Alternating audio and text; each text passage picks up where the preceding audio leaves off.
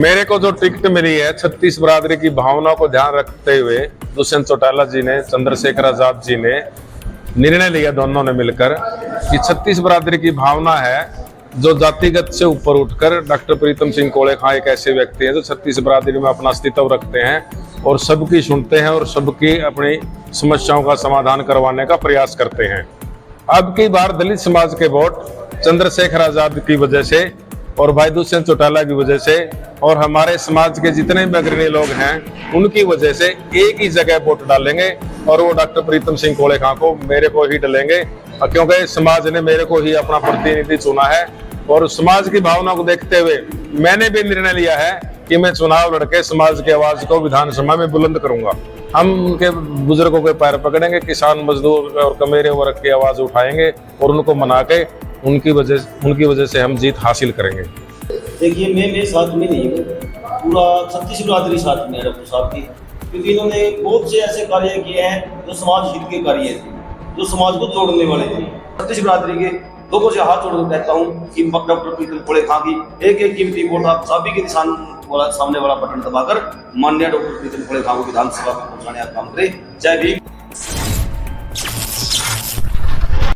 नमस्कार दोस्तों, मैं हूं आपका दोस्त दिनेश ओरान।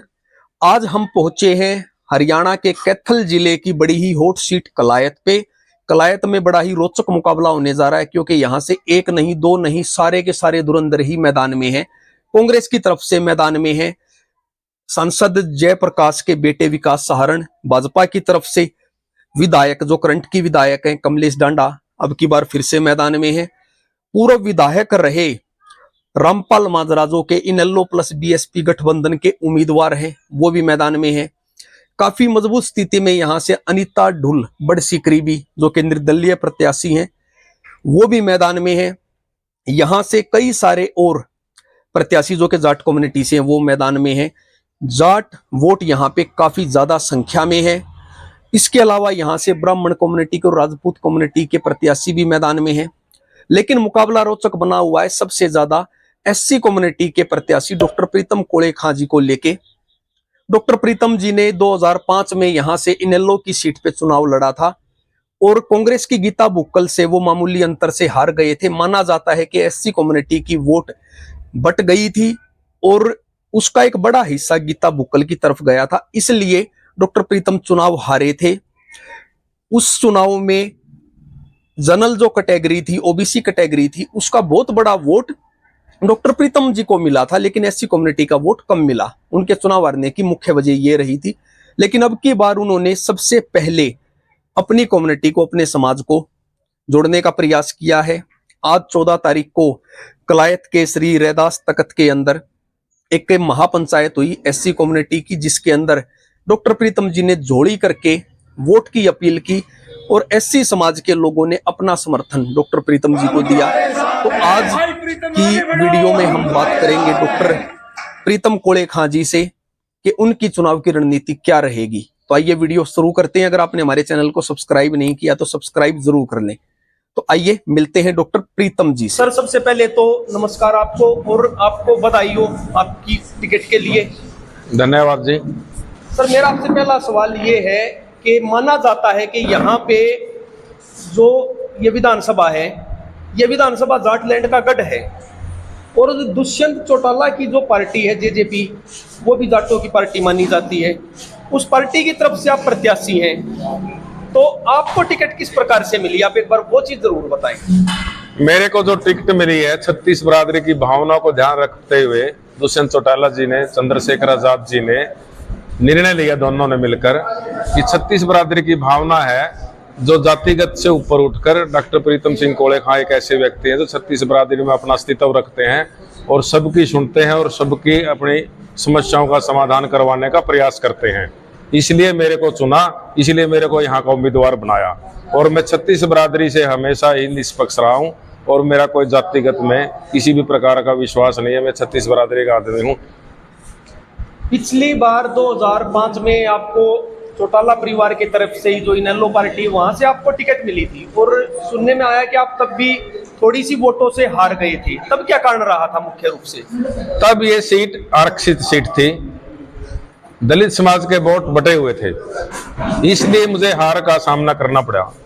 अब की बार दलित समाज के वोट चंद्रशेखर आजाद की वजह से और भाई दुष्यंत चौटाला की वजह से और हमारे समाज के जितने भी अग्रणी लोग हैं उनकी वजह से एक ही जगह वोट डालेंगे और वो डॉक्टर प्रीतम सिंह कोले खां को, मेरे को ही डालेंगे, क्योंकि समाज ने मेरे को ही अपना प्रतिनिधि चुना है।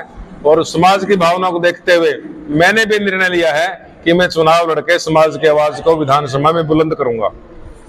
हमारे सुनने में एक और बात आई है कि दुष्यंत चौटाला, क्योंकि वो पिछली बार बीजेपी से गठबंधन के अंदर थे, तो अब की बार लोगों में थोड़ा रोष दिखाई दे रहा है दुष्यंत चौटाला के बारे में, तो उसका समाधान आप किस तरीके से करेंगे? देखो लोगों की जन भावना है, जो हम उनका जन आक्रोश है उनको समझाएंगे, बुझाएंगे, पैर पकड़ के मनाएंगे।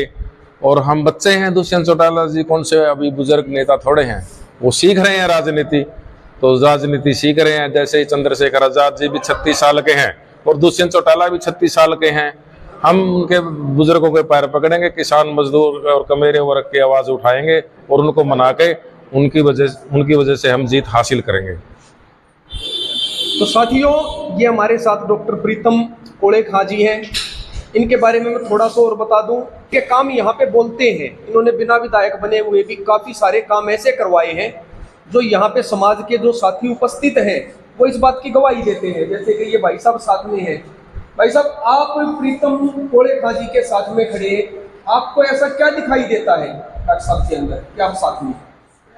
देखिए, मैं साथ में नहीं हूँ, पूरा 36 बिरादरी साथ में है डॉक्टर साहब की, क्योंकि इन्होंने बहुत से ऐसे कार्य किए हैं जो समाज हित के कार्य थे, जो समाज को जोड़ने वाले थे, ना कि समाज को तोड़ने वाले थे। समाज में जितने कार्य गिनाए जाए तो बहुत सी ऐसी उपलब्धियाँ हैं, जैसे गुरु रविदास तक है कल्याण के अंदर, पूरे हरियाणा में नहीं और भी अन्य राज्यों में इनके प्रचार है।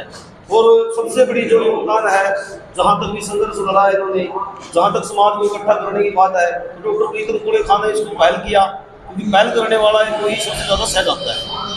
इन्होंने सबसे बड़ा यहाँ किया, निर्माण के अंदर भी बहुत बड़ा योगदान इन्होंने गुरु रविदास मंदिर के लिए भी और अम्बेडकर भवन में भी किया।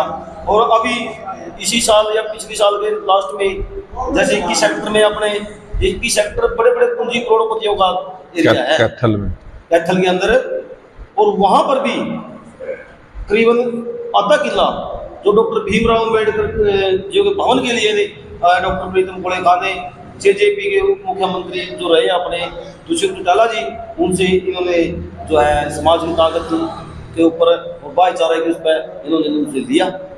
और उसके बाद जैसे ही दिखा भी हमारा गुरु अम्बेडकर भवन के लिए तो जमीन है, लेकिन गुरु का कोई भी चौक हमारा नहीं है, गुरु रविदास जी का चौक जिले में कहीं भी नहीं है।